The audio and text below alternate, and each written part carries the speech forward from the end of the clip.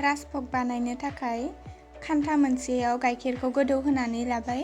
गाइखेरखौ गोदौहोनानै दा भिनेगारखौ एसे एसे होनानै सोखावनोसै।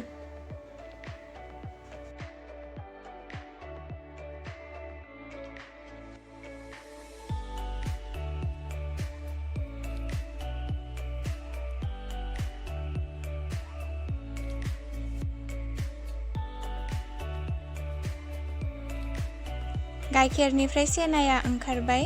दा बिखौ दाबोर मोनसेयाव गांसे जि बनानै दैखौ गारहरनोसै सेनाखौ लाखिनानै। बेबादि दाबोरनि दैखौ गारनोसै दा। दै गुसु होबाय, सुनानै सेबनोसै बेखौ बेबादि।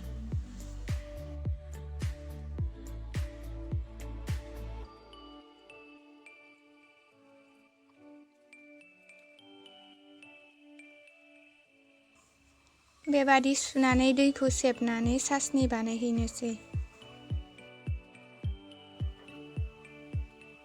चासनि बानायनो थाखाय कापब्रै दै होबाय।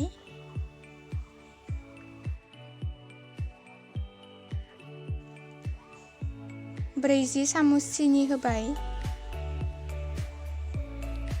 सेफ्रन होबाय। दा बिखौ गोदौनो होनानै सेनाखौ नाहैनोसै। सेनाखौ जिनिफ्राय बोखारबाय। दा बेखौ सेफ्रुनानै फिसा फिसा मिस मिस खालामनोसै।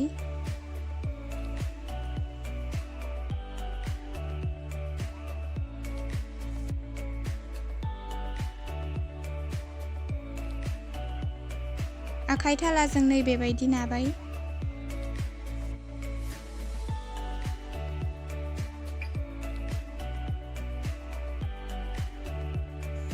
मैदा सामुससे होबाय। बेखौ होनानै आरोबाव बेबादि नाबावबाय।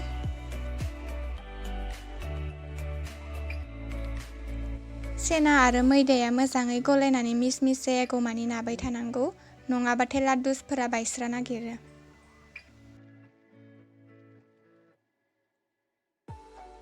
सेना नानाया जाबाय। दा गासैखौबो फिसा फिसा गथा बाहागोआव राननानै लानोसै। सेनानि बलखौ दा बेबायदि सिथुमनानै दाब्ला बानायनानै गेजेराव ड्राइ फ्रुट्स देनायखौ सोना होबाय। जिं जिंनिफ्राय बेबायदि सिथुमनानै आरोबाव दुलुर बानायबावनोसै।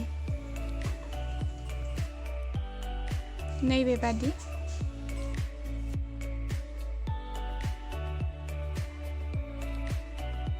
गुबुन बल्सफोरखौबो आं बेबादिनो बानायना लानोसै।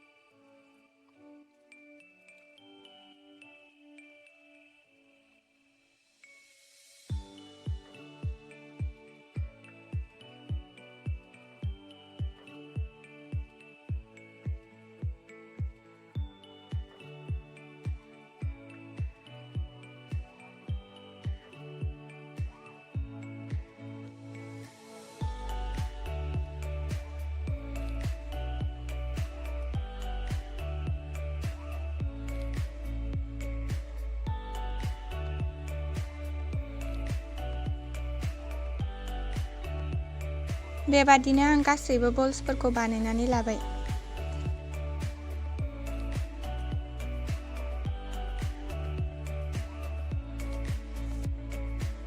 दहायनि फुदुंनानै लानाय चासनियाव दा बल्सफोरखौ होबाय। दा बिखौ खोबनानै 15 मिनिट्सनि थाखाय हाइ फ्लेमाव संनोसै।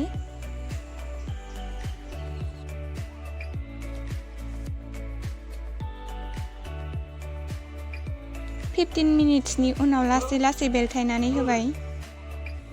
बेखौ बेलथायनानै 5 मिनिट्सनि थाखाय खोबनानै आरोबाव मिडियाम फ्लेमाव संबावनोसै।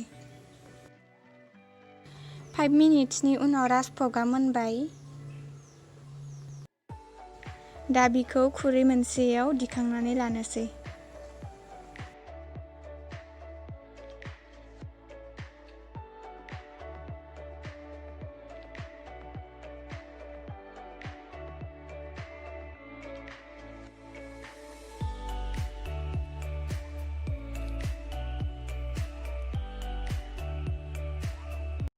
भिडिअखौ मोजां मोनदोंब्ला अन्नानै लाइक खालाम, शेयार खालाम आरो साबस्क्राइब खालाम।